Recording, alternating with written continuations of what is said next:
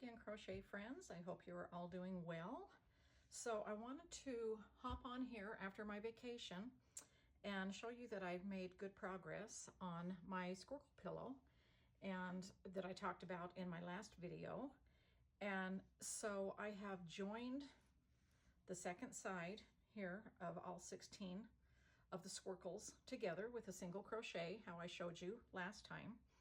And then the next thing that I need to do is do a single crochet all the way around.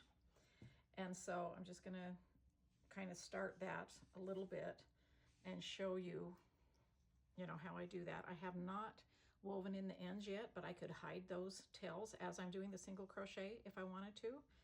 But I'm just gonna start in a corner. You don't really have to start in a corner, but I'm just gonna show you how I do the single crochet around here, as far as, where I do the stitches. So in each corner, I'm going to do, I'm going to chain one with a single crochet so that when I join it, it'll be the same height. And then, so that's kind of my stunt double right there. And then I'm going to do single crochet. Okay, so single crochet is right there. Okay, so that's the second one. And here's the third one, and I do 3 in each corner. Okay, so obviously there's 4 corners here. So I'm gonna do 3 single crochets, and then I'm just gonna do a single crochet in the top of every these happen to be triple crochets, right, in the corners. And I'm just gonna go ahead and do a single crochet in the, I caught my yarn, sorry. Okay, so when I do it in the top, again, just like I showed you in the last video, I go right into those 2 at the very top. Okay, and just grab it. So no, special counting needed or anything. I'm just going around. These turn into double crochets here. The corners are only the triple crochets when you turn your granny circles into a squircle, as I've shown you in that video. I will again link to that. Please read the descriptions in the video, because I always give you lots of good links to previous videos if you need to rewatch, or you're just new joining and you don't know which video I'm talking about, which tutorial. So I did do a tutorial on how to do the granny circles. Then I did a tutorial on how to turn them into squircles, which is basically turning it into a square, okay, to join together. And then I've talked about this pillow and several of them in this granny circle along. And, I'm just continuing that. And then in my last video, I talked more about this pillow when I talked about the Squircle scarf. So I'm doing, okay, 1 single crochet in the top of all those. Now, when you get to the point where you're joining these corners, I do 2, keep wanting to do a double crochet because I was double crocheting this morning. Okay, so I'm just doing 2 single crochets in this space right here. And then see this chain right here, this top chain? I'm gonna put my hook in it, grab my yarn, and do a single crochet in that, right where that joins. And then continue back over to the other side to do 2 single crochets. And then just continuing on to do 1 single crochet in the top. Okay, so that's what I'll do to just kind of join those, make it, I don't know if you want to say just like an even, clean. I just kind of like to start with a good base row all the way around. And so I'll just do that, keep going all the way around, and then I will join into the top of my stunt double where I chained 1. Okay, and so that's how that looks for one side after you've joined everything together. Okay, and then I brought in two skeins of my denim. Now again, I'm using an E-hook. I'm using my chunky thread yarn, 100% cotton, and I'm using the denim color. So let me switch this over into here because, let me see where I left off. because this is where I am to this point on the other side. So I'm going to make them the same size, obviously, before I join them together over the pillow. And I'm just doing several rows of a half double crochet and starting in the single crochet base that I started around here. So I really like the texture and the looks of this half double crochet. And I have this pillow right here that I've shown you before that I've had for quite a while, and just decided it would look great with denim covering it. I'm going to make this pillow for my family room, I believe, downstairs. And so I'm going to keep crocheting rows and keeping track of them, obviously, until it is the size of this pillow right here. And then I'll do the same thing, you know, make a note of how many rows I did, but you can see exactly what that looks like. So far I've done 1, 2, 3, 4, 5, 6, 7, 8, 9. I'm working on the 9th one. And I think it'll be really fun to have this bigger border around the outside and then just the squares in the center of the pillow.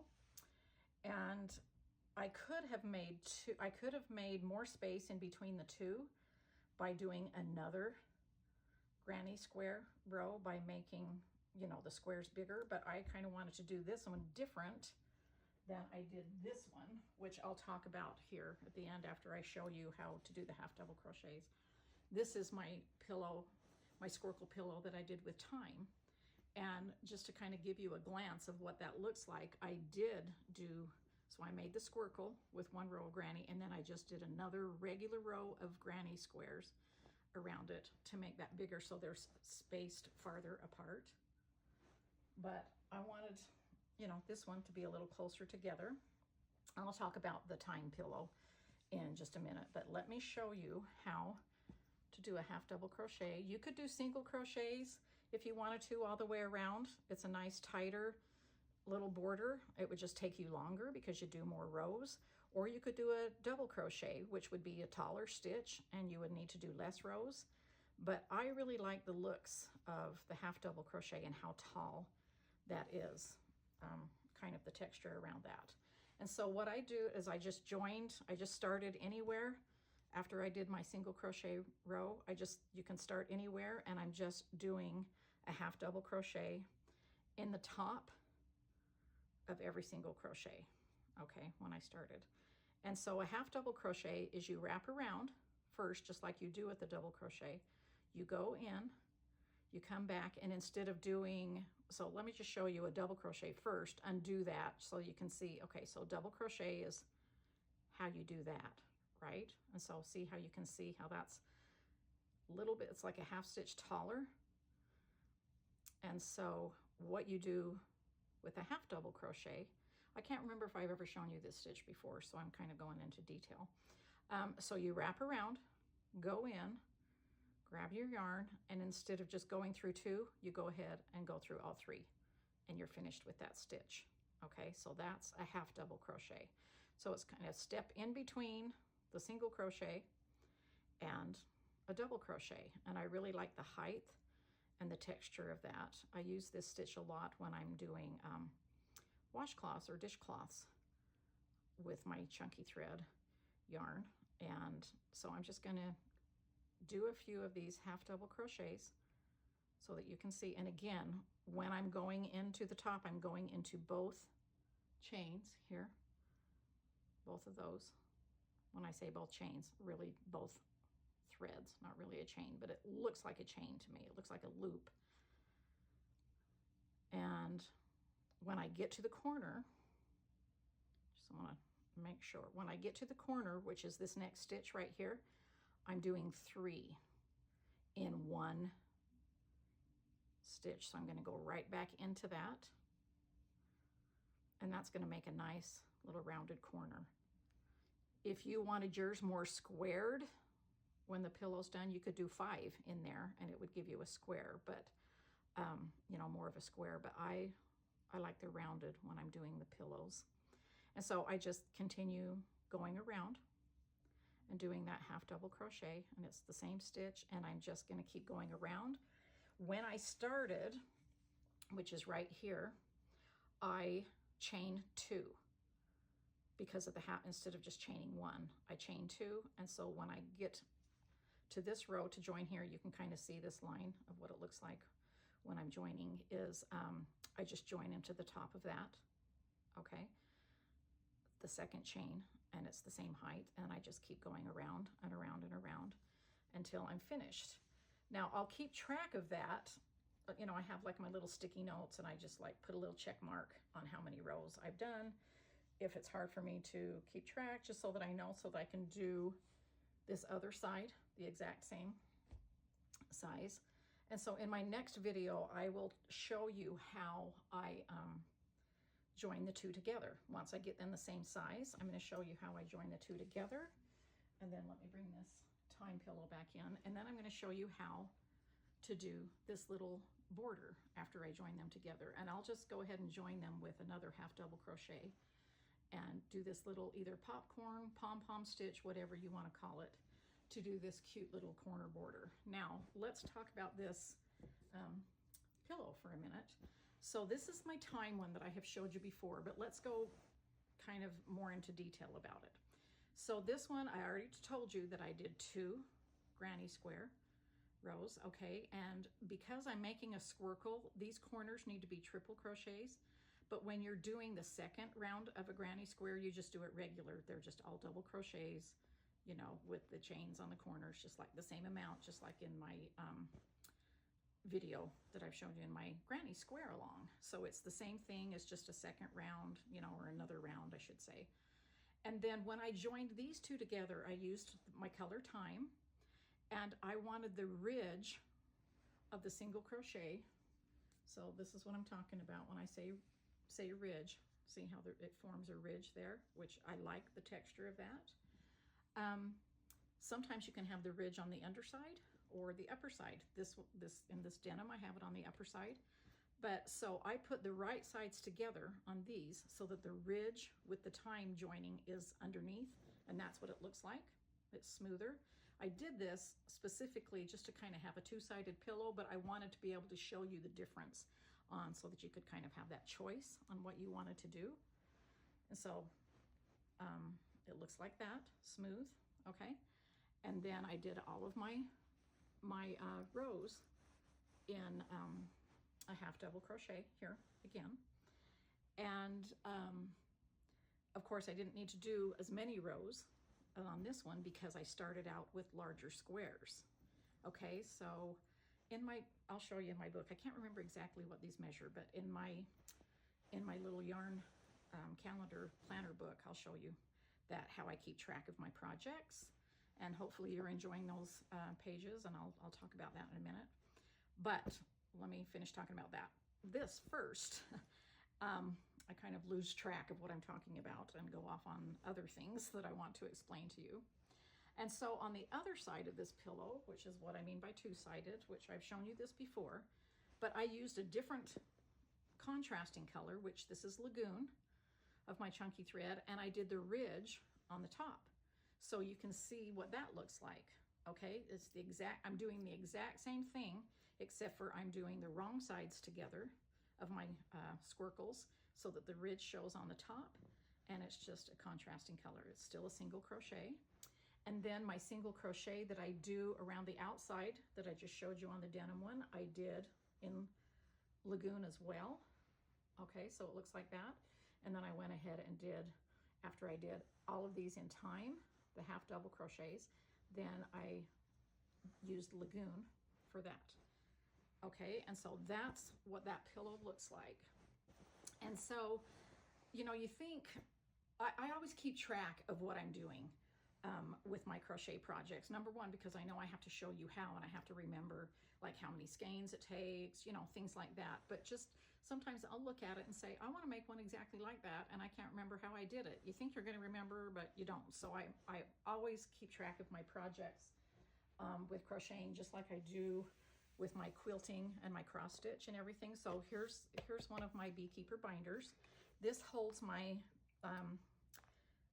my pages that have, so this shows my quilting project, you know, projects like that. This holds my cross stitch projects right here behind that tab, and behind this tab that says yarn, it, you know, keeps progress of and different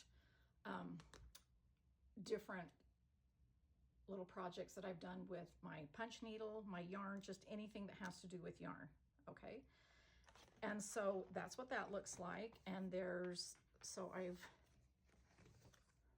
turned that to that. So I just have a little bookmark there that I made with a vintage pattern lady. And so that I can show you the time pillow. Now this is, let me make sure this is moved into the camera. Okay, so this is project number 7. They're all numbered and they go up to 30 projects. Okay, so they're sold separately, meaning the yarn one packet of 30 projects is sold separately than the quilt one and the cross stitch one. So you can buy them all 3 separate to go. The calendars all sold together, and then, you know, but this is what I use to keep track of everything. So on this page right here is where I'm keeping track, number 8, of my Squircle pillow that's in denim. And I haven't finished everything. This is like all of my information. Haven't finished everything until I finish, of course, the pillow, and then I'll fill in and put some photos. But I did finish the time one, so I wanted to kind of show you what that looks like and how I keep track of things. So here's the colors. Of course, I did scrappy granny circles. So I just looked at my pillow of all of my chunky thread colors that were used in it and listed it there, okay? This tells me the name and who the designer is. Of course, I'm designing these, but I crochet other things that I don't design too. And I'm assuming that you don't just crochet just my things, so you would want to keep track of that. This is the kind of yarn that I'm using. This is the number of skeins. So for my time pillow, Squircle pillow, I used 6 skeins of time and 1 of lagoon. And that's because I use that as an accent. I don't believe that I used 1 complete skein, but you need 1 skein of that. Using the E-hook, this is where the gauge, which tells me 4x4 Squircle, okay, approximately. You know, crochet is never exact measurement, but usually so, because everybody crochets at a different, you know, I mean, tightness or looseness or whatever. So the pillow is 20 by 20. It's just a pillow form that I bought at a consignment shop. I talk about that here. If there's a YouTube tutorial or something about it, the project host, I talk about that.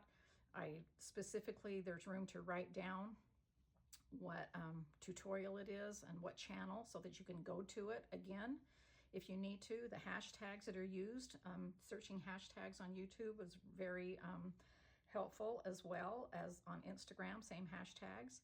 And then this is the supply sources of where I purchased, which is so I can remember certain things if I want to get that same supply for something else. Of course, this one I'm just using a green pillow that I got at a consignment shop.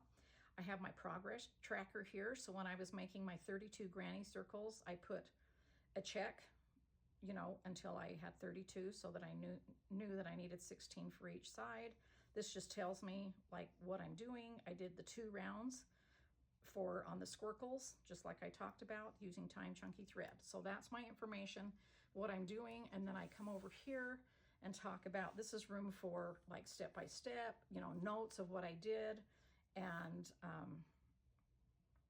then I did some pictures as well. So here I just put, you know, for each side I did a single crochet to join all 16 squares, which I just talked about.